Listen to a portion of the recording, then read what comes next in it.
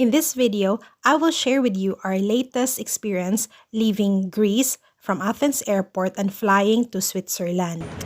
We are in Athens Airport right now. Athens Airport! So this is the departure area.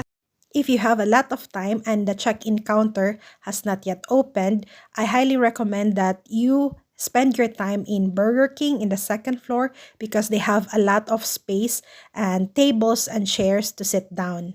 So dito sa second floor sa airport is andito yung malaking Burger King. So kung gusto mong mag-antay sa flight mo in peace, I would highly recommend dito sa Burger King kasi ito yung pinaka malaking restaurant dito sa loob ng airport at saka always maraming upuan.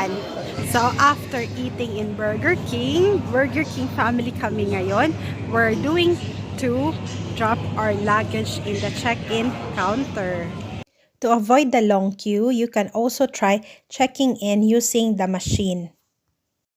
Since we are very early and there are no people queuing, we proceeded to do the check-in in the check-in counter. As you can see, I am going to give my residence ID card to the check-in counter. So aside from passport, you need to submit your ID card or a valid visa stamp in your passport. We just finished checking in and they did require to check my passport and my residence ID card. So it is really important that you have a valid visa or a valid residence ID card if you want to travel from Greece airport to the other parts of Schengen countries, other parts of Europe. So again kinuha nila yung passport ko at saka yung residence ID card ko. So natapos na kaming mag-check-in at iniwan na namin yung check-in bags namin. So we are heading now to the departure gate after receiving our boarding pass. Makikita nyo yung check-in gate, yan siya, is automatic na lahat. So wala nang airport employees katulad sa Pilipinas kasi automatic na dito sa Europe.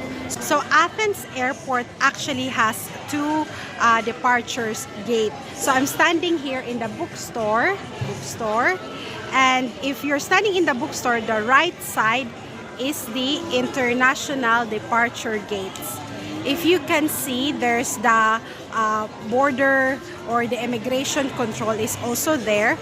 Whereas if you're just traveling within the Schengen, it's the Schengen departure gates are to the left side and it doesn't have immigration or border control. This is the international departure gates, gate A. So after entering with your boarding pass on the electronic gate, you will go directly to the passport control. So gate B is for the Schengen countries. Gate B is located beside the restaurants and under Burger King. So gate B, that's the boarding card gate. So after passing the boarding card control, you go directly to the X-ray machine. There's no passport control. You will not get stamped on your passport and there's no residence ID card control from here on. Okay. So here, scan your boarding card. Scan your boarding card. Okay, and then it's opened up.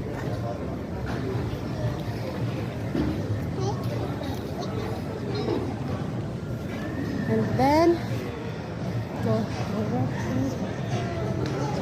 We have just came out from the X-ray machine and we are roaming around the duty-free section. So as you might know, you have to take off your jacket and put all your bags in the conveyor belt to be X-rayed. The good thing in Greece is that you don't have to take off your shoes and have it X-rayed.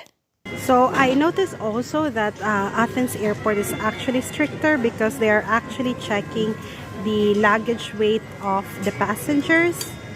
Okay, aside from the weight, you have to make sure that it's as per the size 55 by 40 by 20. They are checking all the passengers and making sure that everyone is not carrying over the limit. So one by one, they're talking to everyone who has carry-on suitcase.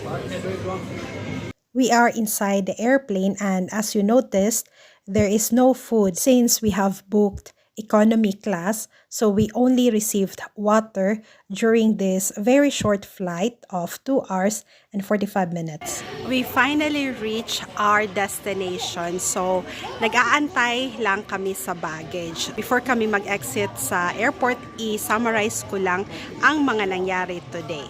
So pagdating namin sa Athens Airport ay dumiretso kami sa departure.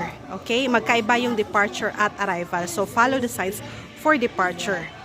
Then pagpasok namin sa airport is nag-check-in kami. Sa check-in counter is required yung passport ko at saka yung residence ID ko. So tiningnan talaga ng airline check-in desk counter bago siya nagbigay ng boarding pass. Pagkatapos naming makuha yung boarding pass, nagpunta kami sa departure gate.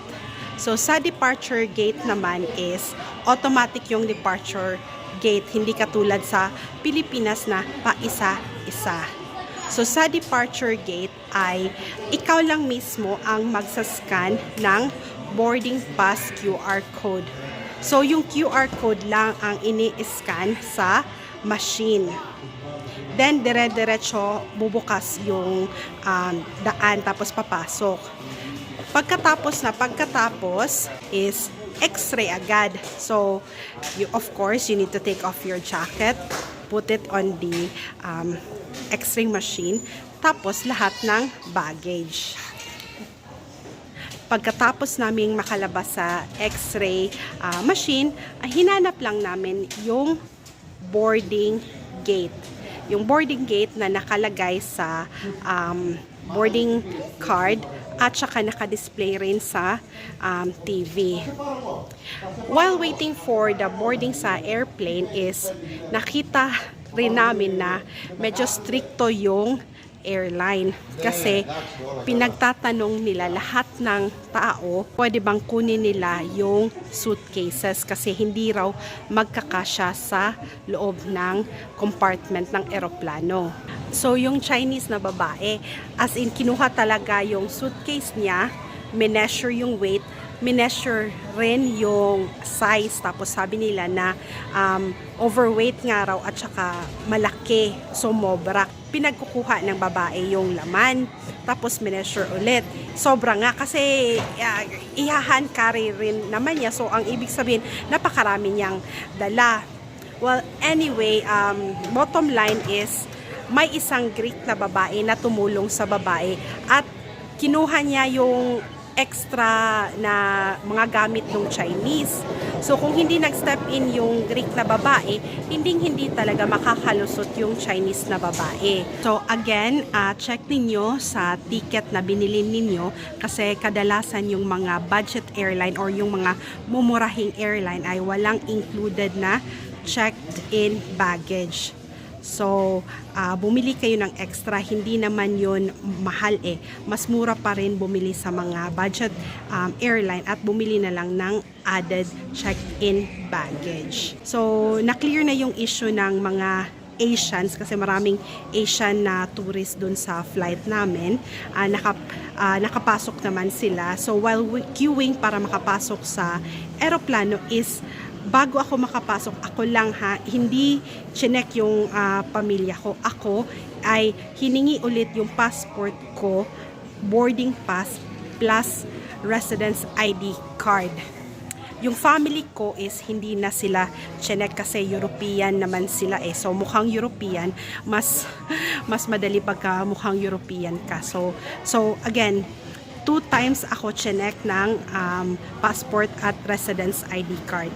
Dun sa check-in counter para kumuha ng boarding pass at saka just before pumasok sa eroplano.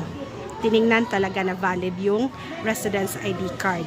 So again, para makapag-travel in between Schengen countries is kailangan mo ng valid passport at valid residence ID card. Kung wala ka pang card is dapat valid pa yung Schengen visa mo. So kung expire na yung Schengen visa mo is hindi ka makaka-travel sa ibang Schengen countries. Magstay ka lang dyan sa bansa. So, hindi valid yung VVOC or certificate na meron ka ng residence permit application. So, salamat sa panunood at kita-kita tayo ulit. Bye-bye!